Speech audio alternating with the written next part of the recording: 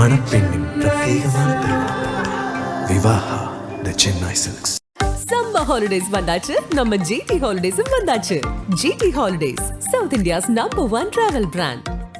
பழைய நகையை கொடுத்து வைட் 11 மந்த்ஸ்ல அதே அடைக்கு புது நகையை எடுத்துக்கோங்க. எக்ஸ்ட்ராவா ₹1 தர வேண்டாம். Magic old gold exchange. Nagapattinam மாவட்டம் வேதாரண்யம் பனையக்குடி குத்தகை கத்தரிப்புலம் பகுதியைச் சேர்ந்த 57 வயதுடைய மனோகரன் திருமருகல் ஊராட்சி ஒன்றிய தொடக்கப்பள்ளியில் ஆசிரியராக பணிபுரிந்து வந்தவர். இவர் பள்ளியில் 5ஆம் வகுப்பு பயிலும் 2 மாணவிகளிடம் தொடர்ந்து பாலியல் சீண்டலில் ஈடுபட்டதாக குற்றச்சாட்டு எழுந்துள்ளது. இந்த சம்பவம் உள்ளூர் மக்கள் மத்தியில் பெரும் அதிர்ச்சியையும் கோபத்தையும் ஏற்படுத்தியுள்ளது. மனோகரன் குறிப்பிட்ட மாணவிகளிடம் பாலியல் தொல்லை அளித்து வந்ததாகவும் இது தொடர்ந்து நடந்து வந்ததாகவும் தகவல்கள் தெரிவிக்கின்றன. இந்த செயலை பொறுத்துக் கொள்ள முடியாத மாணவிகள் தங்கள் தாயாரிடம் நடந்தவற்றை உருக்கமாக தெரிவித்துள்ளனர்.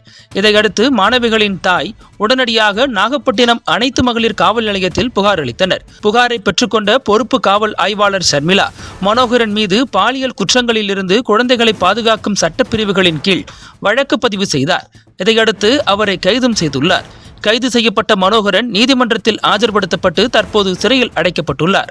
இந்த சம்பவம் வேதாரண்யம் மற்றும் நாகப்பட்டினம் மாவட்டத்தில் பெண் பிள்ளைகளை பெற்ற பெற்றோர் மத்தியில் அதிர்ச்சியை ஏற்படுத்தியுள்ளது. கல்வி நிலையங்கள் பாதுகாப்பான இடங்களாக இருக்க வேண்டும் என்ற எதிர்பார்ப்புக்கு மாறாக ஆசிரியரே மாணவிகளுக்கு அச்சுறுத்தலாக மாறியது பெற்றோர் மற்றும் பொதுமக்களிடையே கடுமையான கோபத்தை உண்டாக்கியுள்ளது. குறிப்பாக இத்தகைய சம்பவங்கள் குழந்தைகளின் மனநலத்தையும் கல்வி மீதான நம்பிக்கையையும் பாதிக்கும் என உளவியல் நிபுணர்கள் எச்சரிக்கின்றனர். நாகை அனைத்து மகளிர் காவல் நிலையம் இந்த வழக்கை மிகுந்த உணர்வுபூர்வமாகவும் தீவிரமாகவும் கையாண்டு வருகிறது.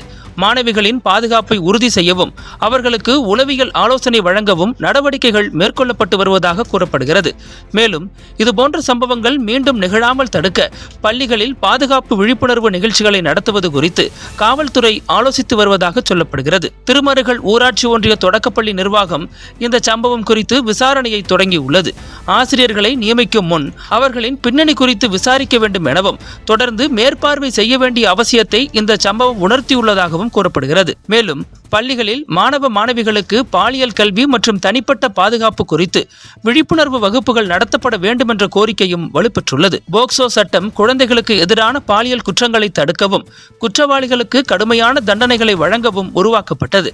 இந்த சட்டத்தின் கீழ் பாலியல் தொல்லை, பாலியல் வன்கொடுமை, ஆபாச பொருட்களை காண்பித்தல் போன்ற குற்றங்களுக்கு 7 ஆண்டுகள் முதல் ஆயுள் தண்டனை வரை விதிக்கப்படலாம் என கூறப்படுகிறது. மனோகரன் மீதான வழக்கு இந்த சட்டத்தின் கீழ் விசாரிக்கப்பட்டு மாணவிகளுக்கு நீதி வழங்கப்படும் என எதிர்பார்க்கப்படுகிறது. இதுபோன்ற சம்பவங்கள் சமூகத்தில் ஒவ்வொருவரின் பொறுப்பையும் நினைவூட்டுகின்றன.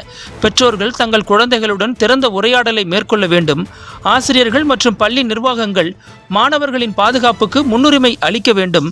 மேலும் அரசு இதுபோன்ற குற்றங்களை தடுக்க கடுமையான நடவடிக்கைகளை மேற்கொள்ள வேண்டும். குறிப்பாக கிராமப்புறங்களில் பாலியல் குற்றங்கள் குறித்த விழிப்புணர்வு நிகழ்ச்சிகளை அதிகப்படுத்துவது அவசியமாக உள்ளது. நாகை மாவட்டத்தில் நடந்த இந்த சம்பவம் கல்வி நிலையங்களின் பாதுகாப்பு குறித்து மீண்டும் கேள்விகளை எழுப்பியுள்ளது.